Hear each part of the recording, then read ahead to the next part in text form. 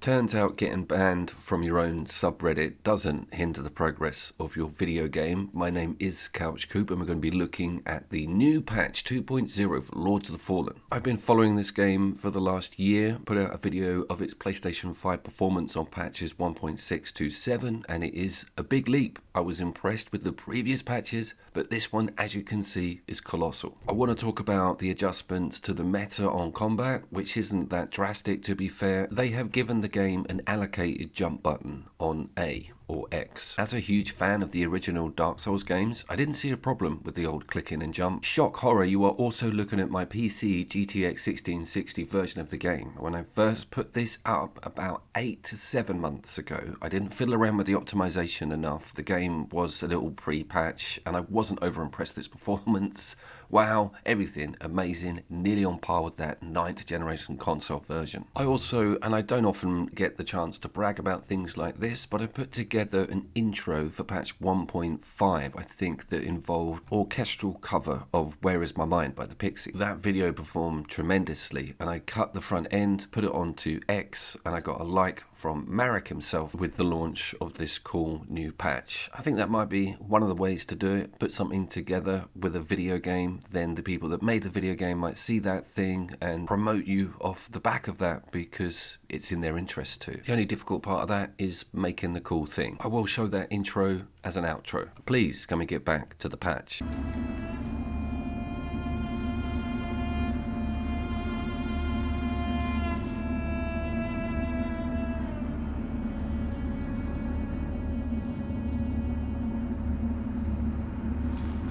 I think the coolest thing out of all of it is the Friends Pass aspect. Basically, if you own this game, even if you've got it off Game Pass and you've downloaded it with that subscription, you can then add somebody to come into your game. All they do is install, they don't have to purchase. Nintendo used to dabble in this with Mario Kart on the DS in the old days, and I think Split Fiction is probably up to the same trick. It's a great idea. It gives someone else a taste of a game. It's there sat on their hard drive. There's a very small step to then make that purchase because they're already familiar and they've already got someone to play with. So hats off to a genius move there. I hope more AAA or AA developers and publishers think about how an act of generosity like that could probably work in their favour on sales in the long run. But there's full-blown progression included co-op. Before there was just nothing. This is an epic co-op Souls-like now, and I'm trying to think of an equivalent. You probably have to go to something like Remnant from the Ashes. The distinction is a lot of other Souls games or Souls-likes will just have the opportunity to call in help prior to a boss fight. I think this is just full-blown free roam all the time. They also tweaked the friendly NPC call-in helper, but that was done on previous patches. They weren't always there when you pass through the door.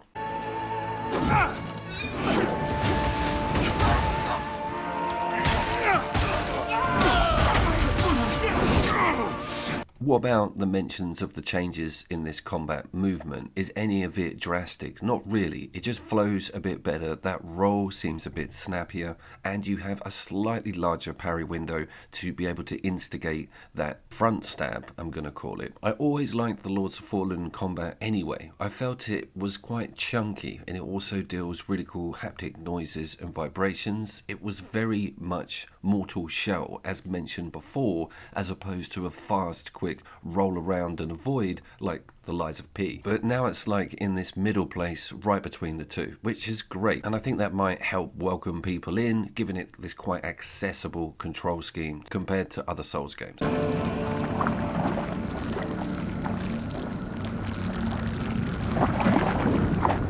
The character creation has also had an overhaul, giving you a lot more options and variables with male and female models. I am really strange on this front. I really don't mind about the character face, hair, any of that, because if I'm playing a game like this, I want to be donning some crazy knight's helmet with like gothic design, horns on it. If I don't want to see a human face, I just want to see armor, really cool armor all day long. And by Joe, do we get a lot of that with Lords of the Fallen. I even enjoyed that starter set with most of the class types. Looks pretty damn awesome. And shock horror, and I didn't even realise this, but there's a loot re-roll on the bosses. I didn't get the blasphemous helmet from that boss with the mace. I was absolutely devastated. I got a pair of trousers, asterisk leggings.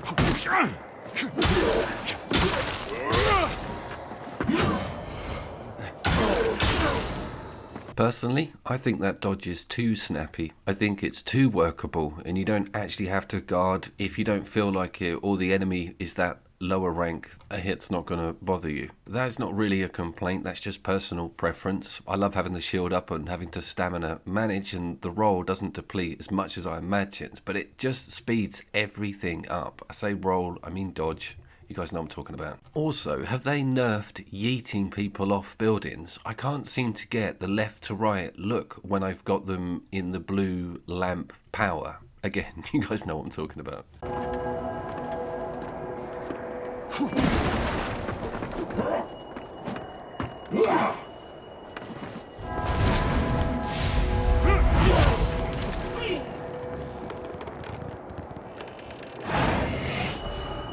Yeeting seems a lot tougher, but that may be me being a bit rusty and also over on the PC 1080 crunch. Should you be getting this game now if you're into Souls-likes? Well, here's how I pitch this. I put a top 10 Souls-likes games together about 10 months ago, 11 months ago, and this was only on PC for me. It hadn't gone to the console version, and it was number 10. Now, you might think, oh my god, what an insult. But actually, the games in that list were incredible. I went right back to The Surge 2. Now, if I had to enter it into a top 10 list, including the exact same games, it would get bumped up to at least mid-level on the list. That is a big one. Saying it is officially the No Man's Sky of Souls-likes is not too far from the truth. All that performance improvement, all that game model improvement, adding co-op like that and adjusting everything to near perfection, which is what it is now, is kind of exactly the journey that poor old Sean Murray had to take, along with some court injunctions and some cease and desist orders. I'm sorry about that, Sean, but you really let us all down with that launch.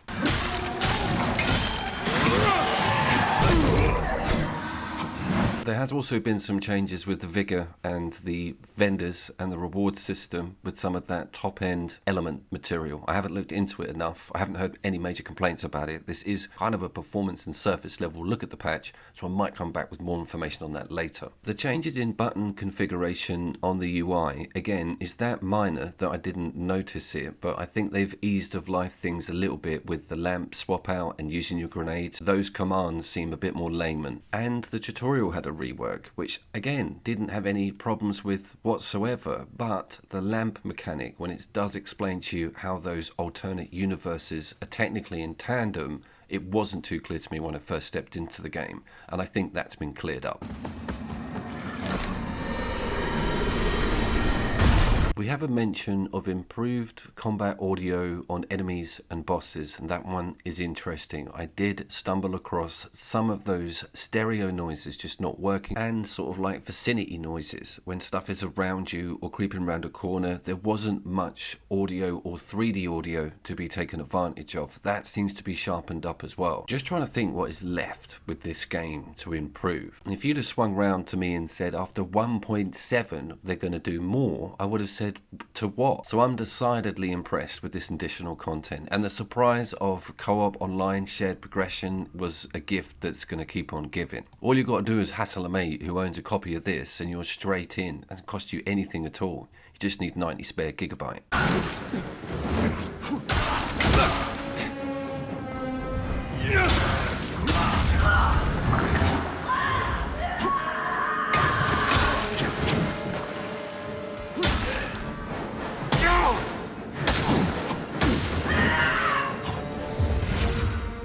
Here's the infamous leggings drop. What I did notice going back to this on PC and from the start again is all of the options you have with different directions to take on those bosses and rewards. Like, I managed to get a full set and spear before even going to this particular. I was quite amazed that if you know the layout of that early level, how many rewards can be reaped.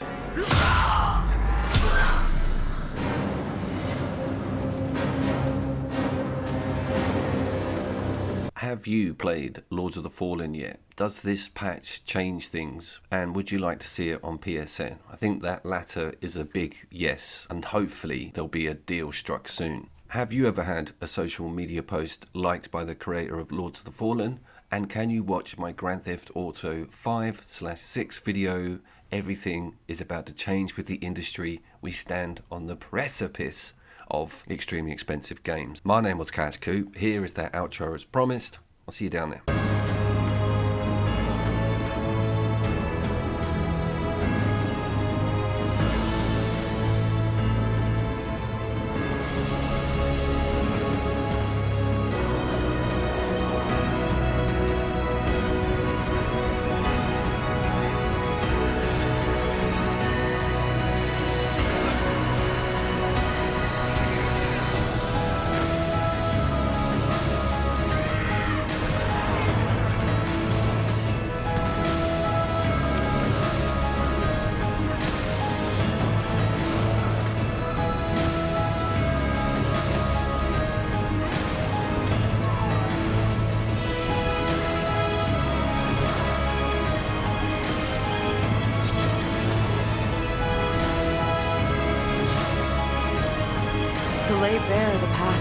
salvation for my wayward brothers and sisters, so we may walk it together and to strike down all those who would see our will defied.